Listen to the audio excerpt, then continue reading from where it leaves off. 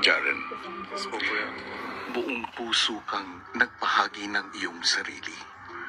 And you formed lasting friendships inside my house. And for that, I am truly grateful.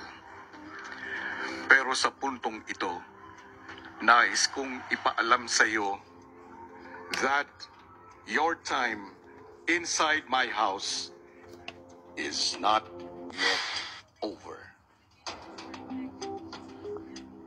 Tama ang iyong narinig. Hindi ka pa lalabas ng aking bahay. From this moment, you will become a house challenger.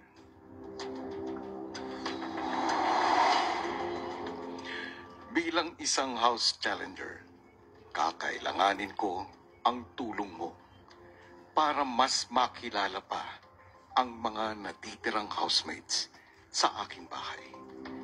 And determine who among them is worthy to become the big winner.